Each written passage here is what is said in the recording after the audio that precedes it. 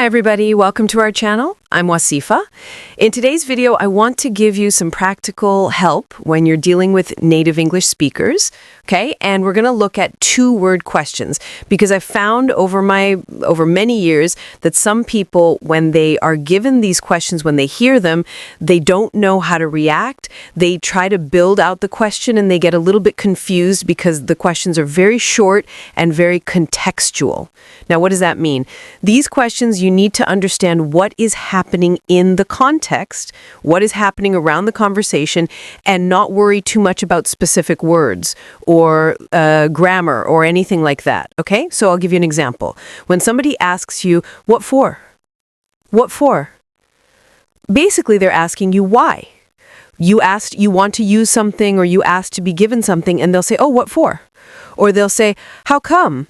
Or why's that? These three basically all work similarly. If you want to change it into a one-word question, it's why. But they're a little bit different. What for means for what purpose? What are you going to do with it? How come is very straightforward. Why? Why do you need it? What is the reason for it? And why's that? For example, you said you're very tired. Oh, why's that? Basically means, why are you tired? Right? So that is just bouncing back whatever you just said. You said something, and I'm asking you specifically, why did you say what you said? Right? So all of them mean why, but a slightly different use, different context of the reason. Say what? Say what? That's how somebody would answer you if you said something that they're not really sure. Say what? So either that means either please repeat what you said, or they're just not really sure they heard you correctly, or they don't believe it. Say what? It all has to do with the tone, how they ask the question. So don't worry too much about the words. Pay attention to how the person is asking some of these questions, and you'll understand how you should respond to it. And the same like, what's up? I think most people know, what is up? Oh, there's nothing up, right? It's just a slang expression, means what's going on? What's happening? How you doing sometimes? Hey, what's up? Hey, how are you? Same idea, right? So, but again, I think most people know this one, so we'll move on. So what? So you tell somebody, oh, I just got a new job. So what? I just got a new job last week. Or who cares? These two basically mean the same thing. So what or who cares means not a big, like I'm not interested in what you're saying, right? Or it's not important, or I just don't care, right? So what? Now, so what can also mean what's the consequence, right? So I just got fired. Oh, so what? So what are you going to do now? A lot of these questions are simply a real question squeezed into two words because it's easier to just say two words than build a whole question. So it's up to you, based on the context, to take those two words and understand the full question. But most commonly, so what, who cares means I don't care. Let's go here. Says who? Right? So under whose authority was this, right? So I say to my colleague at work, oh, you have to take out the recycling today. Says who? Like, who said that I should listen to it? Like, I'm not going to listen to you. There's got to be some authority telling you to tell me that, because I'm not going to listen to you.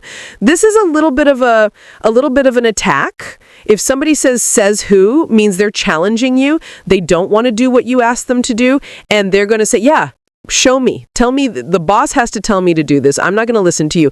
It's a little bit of an attack, a little bit mean to say. So be careful. Don't say it to somebody else. Get it? Do you get what I'm saying here? Do you understand? Right? So if I explain something to you and then I look at you and I'm like, get it? Got it? Good? Right? So basically, do you understand? Okay. Now what?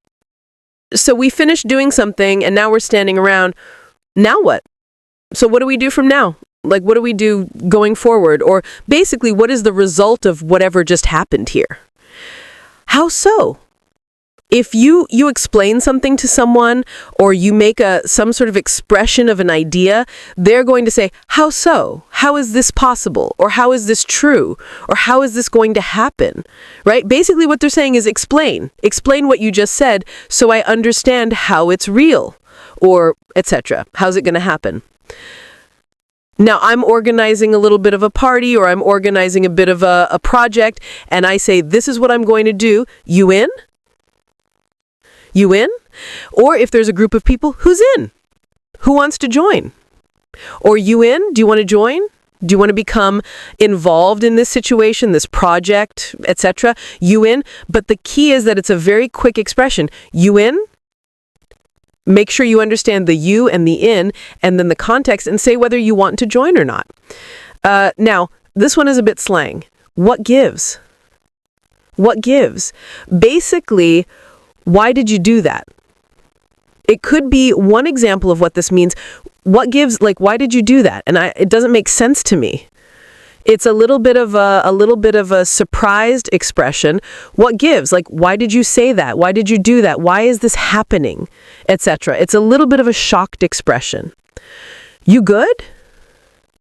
So if I say you good means, are you okay? Or do you understand what's going on? It's a little bit like get it. If I say to somebody, we good? We good? Basically, it means, are we ready? Are we set up? Or if we had a bit of a misunderstanding or an argument and then we fixed it, everything is explained, and I say to you, okay, we good? I mean, do we have a problem between us? That's what this question means. Do we have a problem? If we're good, let's continue on. Forget that argument, forget that problem, and go on with that. Now, these are just some samples. There are other two-word questions that you need to just pay attention to, and don't get a little bit, embarrassed or a little bit panicky if you don't understand. Ask for clarification. But if you want to speak to native speakers, doesn't matter where, like North America, UK, Australia, anywhere in the world that has native speakers, make sure that they're going to use these questions. Make sure you know how to answer them and not get a little bit panicky. And I've seen that happen a lot. So, and one more thing, sorry, don't try to expand the questions. Some of them can't be expanded. Some of them are just squeezed. Some of them are just expressions. Answer the question as it is, and try to answer quickly and short as well. That way it kind of goes well together. Okay? See you then. Bye-bye.